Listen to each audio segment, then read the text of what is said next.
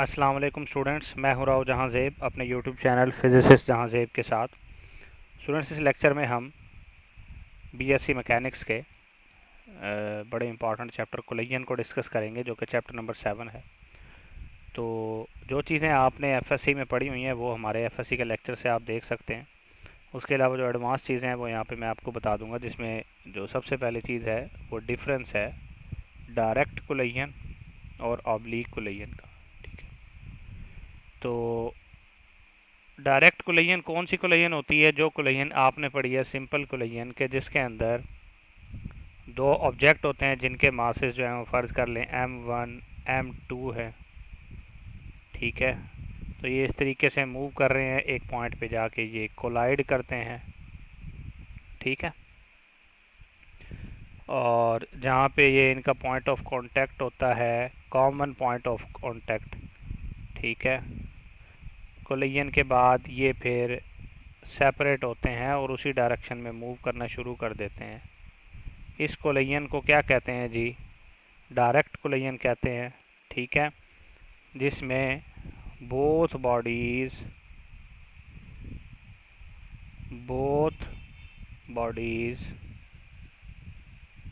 Move along a common point या axis. ठीक है, तो इसको हम कहते हैं जी डायरेक्ट कोलिजन। इसके बाद बात कर लेते हैं ऑब्लीक कोलिजन की। ऑब्लीक कोलिजन, तो ऑब्लीक कोलिजन बेसिकली कौन सी कोलिजन है? ऐसी कोलिजन कि जिसमें जो दोनों बॉडीज़ हैं वो एक कॉमन एक्सिस के अलोंग ना मूव करें। यानी किस तरीके से हो कि फ़र्ज़ कर लें अगर एक बॉडी यहाँ पे मौजूद है, m2 है। ठीक है, ये उसका एक एक्सिस है।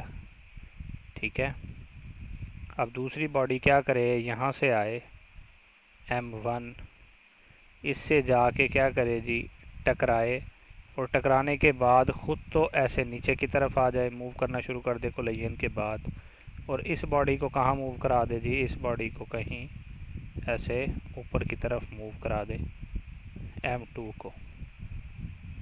ठीक है, तो इसको कहते हैं ऑब्लीक कोलिजन, जिसमें bodies do not move along the common normal point. Bodies do not move along a common normal point या point of contact। तो इसको कहते हैं जी आपकी ऑब्लीक कोलिजन। तो आपने इलास्टिक और इन इलास्टिक के दरमियान डिफरेंस भी देखा था। मैं यहाँ थोड़ा सा बस ऐसे रिवाइज कर देता हूँ। इलास्टिक कोलिजन और इन इलास्टिक के दरमियान आपने डिफरेंस क्या पढ़ा था जी? कि इलास्टिक कोलिजन में मोमेंटम और काइनेटिक एनर्जी दोनों क्या रहते हैं? कंजर्व्ड रहते हैं। जबकि इन इलास्टिक कोलिजन में आपने क्या देखा था? इन इलास्टिक कोलिजन, इसमें आपने देखा था कि मोमेंटम कंजर्व रहता है लेकिन काइनेटिक एनर्जी कंजर्व नहीं रहती। तो ये इन इलास्टिक कोलिजन थी। उसके बाद आपने इन इलास्टिक कोलिजन, बल्कि elastic collision in one dimension जब पढ़ा था तो उसमें आपने ये देखा था कि आफ्टर कोलिजन जो बॉल 1 की वेलोसिटी है वो कितनी हो जाती है? ये मैं लिख रहा हूँ क्योंकि ये हमारे आगे काम आनी है। बॉल 1 की जो वेलोसिटी होती है, फाइनल वेलोसिटी, वो क्या हो जाती है जी? m1 minus m2 over m1 plus m2 over m1 plus m2 v1i यानी बॉल 1 की initial velocity, plus 2m2 over m1 plus m2 और v2i। इसी तरीके से बॉल 2 की जो वेलोसिटी थी आफ्टर कोलिजन वो कितनी हो गई थी जी? v2f, 2m1 over m1 plus m2 साथ जी क्या आ जाएगा v1i plus m2 minus m1 over m1 plus m2 और साथ क्या लिखेंगे जी v2i। तो ये वेलोसिटीज़ हो गई थी हमारी। फिर हमने इसके जो है वो कुछ केसेस पढ़े थे, ठीक है।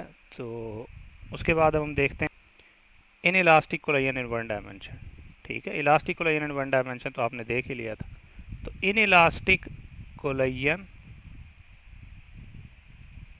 इन वन डायमेंशन, तो inelastic collision in one dimension में हो गया क्या, मोमेंटम की बात करें तो मोमेंटम तो कंजर्व रहेगा, P F is equal to P I, ठीक है, या M one V one plus M two V two is equal to M one V one dash plus M two V two dash, जो हमने किया था। लेकिन kinetic energy conserve नहीं रहेगी, काइनेटिक एनर्जी का कुछ ना कुछ लॉस हो जाएगा, ठीक है। बट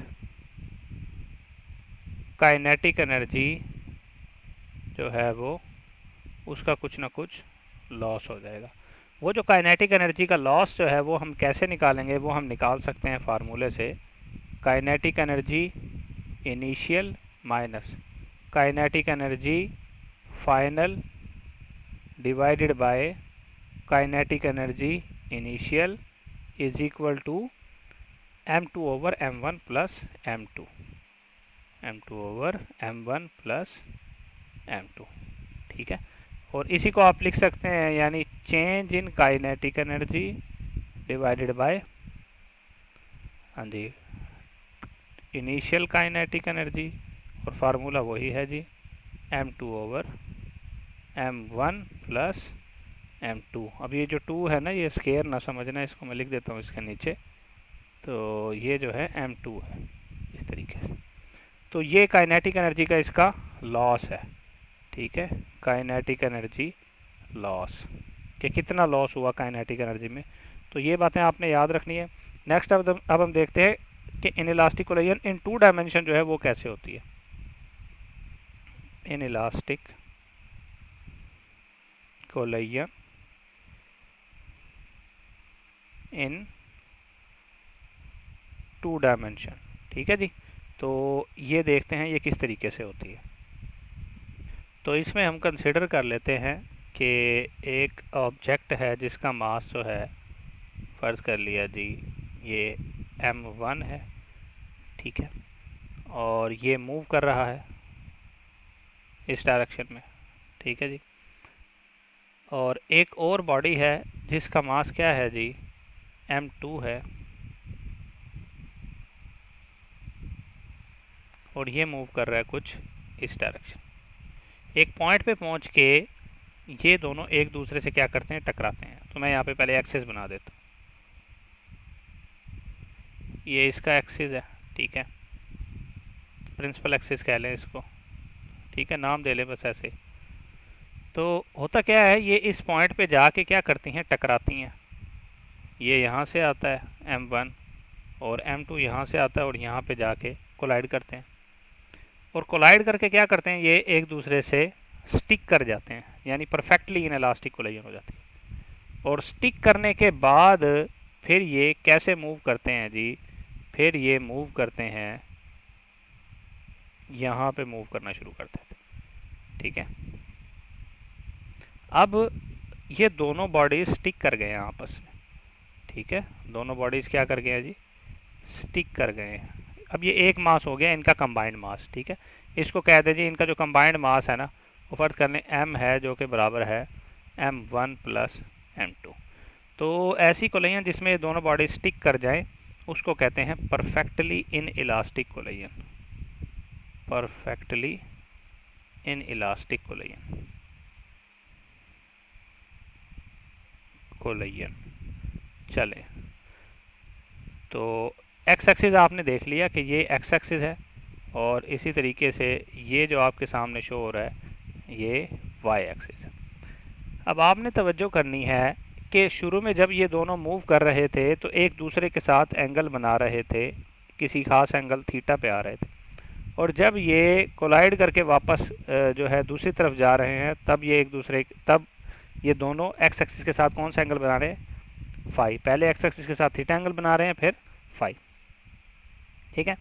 अगर फर्ज कर लें कि ये जो पहली बॉल है इसकी वेलोसिटी v1i है, दूसरी बॉल की वेलोसिटी जो है वो v2i है, और टकराने के बाद इन दोनों की वेलोसिटी क्या है जी, vf है। तो ये आपकी परफेक्टली क्या होगी जी, इन इलास्टिक कोलिजन हो गई।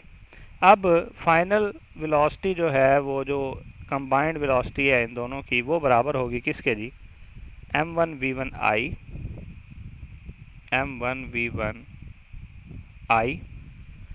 प्लस m2v2i cos थीटा, और इसका क्या हो जाएगा जी, square plus m2v2i sine theta का square divided by total mass m, और इसका होल का क्या जी, स्केयर। तो ये हो जाएगी इसकी कॉमन वेलोसिटी, आप इस फार्मूले से मालूम कर सकते हैं। और जिस एंगल पे ये जो है वो स्कैटर होके जा रही हैं, ये दोनों स्टिक होके जो जिस एंगल पे जा रही हैं फाई पे, वो फाई किसके बराबर होगा जी, वो फाई एंगल बराबर होगा tan inverse m2v2i sine theta divided by m1v1i plus m2v2i m1v1i plus m2v2i और cos थीटा। ठीक है जी। तो इसके बराबर होगा, ये आपने एंगल की वैल्यू भी याद रख लेनी है, और साथ साथ जो इसकी फाइनल वेलोसिटी होगी उसकी वैल्यू भी याद रख लेनी है। तो ये आपकी in elastic collision in 2 dimension है। अब हम कोलिजन देख लेते हैं, collision in the centre of mass frame. तो जिसमें पहले मैं आपको लेबॉर्ट्री फ्रेम और सेंटर ऑफ मास फ्रेम के दरमियान फ़र्क बता देता हूँ। एक लेबॉर्ट्री फ्रेम होता है,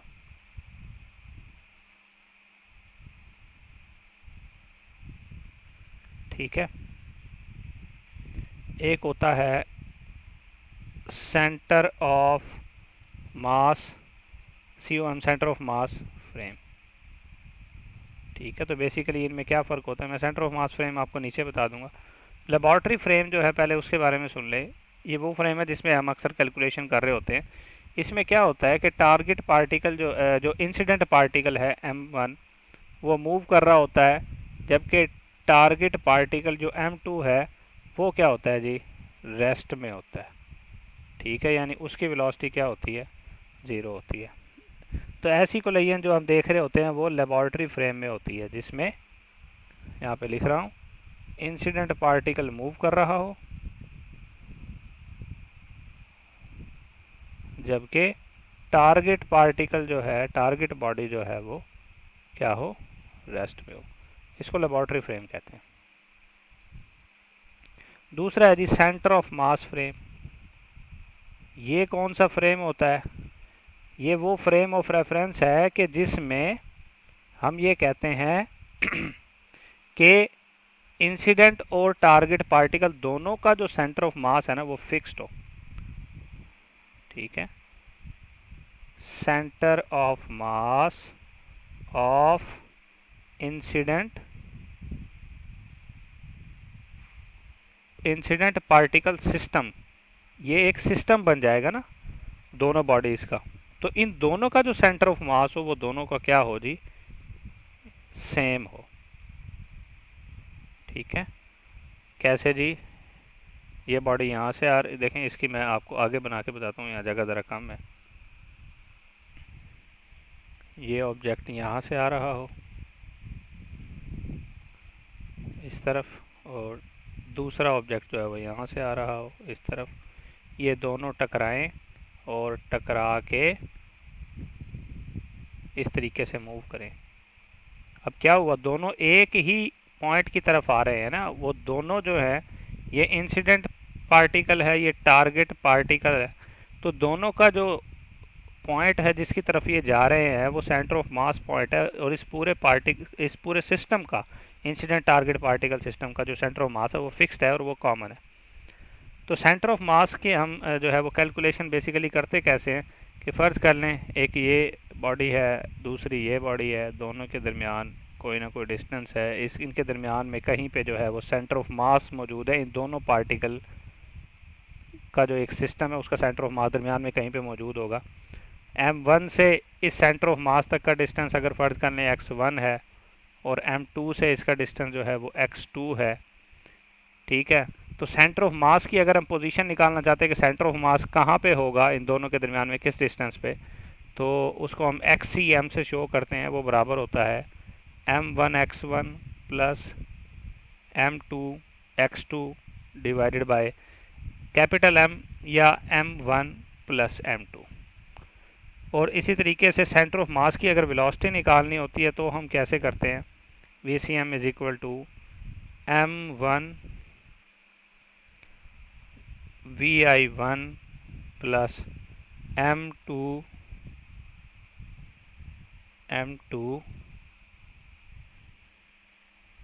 vi2 डिवाइडेड बाय, ठीक है, m1 प्लस m2। अब बात करें अगर ये जो आपका टारगेट पार्टिकल है ये शुरू में अगर रेस्ट में हो तो सेंटर ऑफ मास की वेलोसिटी सिर्फ किसके बराबर आ जाती है, m1 vi1 over m1 plus m2। तो इस तरीके से हम क्या करते हैं, सेंटर ऑफ मास की वेलोसिटी निकाल लेते हैं, ठीक है।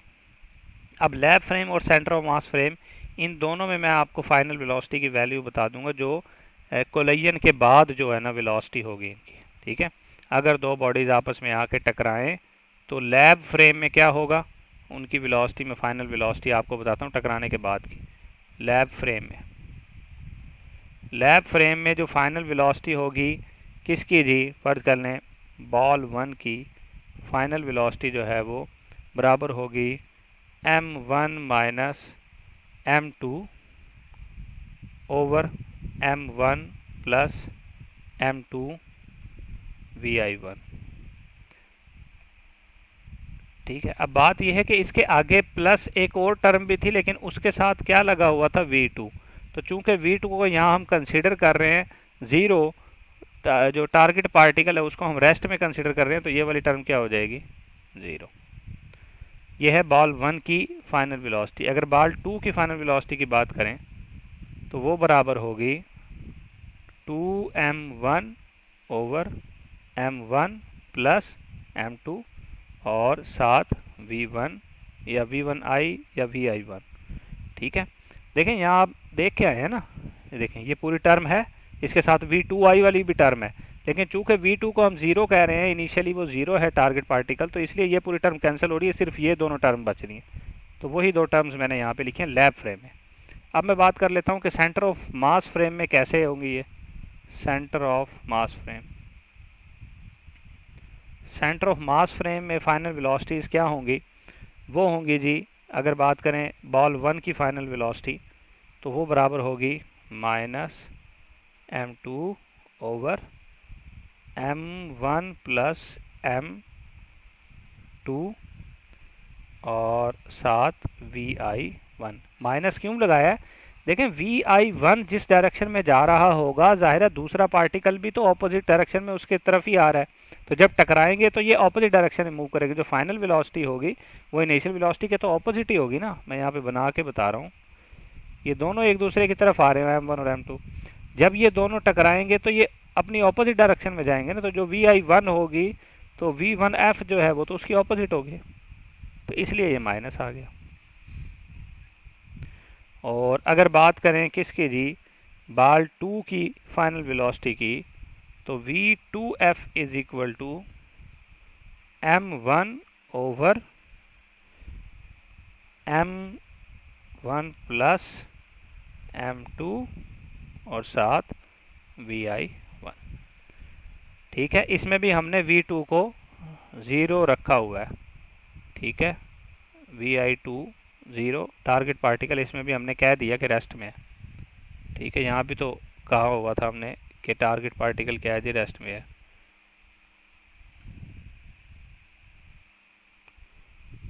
vi2 जो है वो 0 है।